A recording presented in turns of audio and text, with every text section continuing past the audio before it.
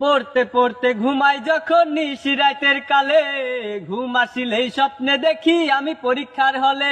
আরে কি দিয়া যে প্রশ্ন করে দেখাই মাথা ঘুরে রে, মরার এক্সামে আমায় টেনশন দিয়া মারলো রে।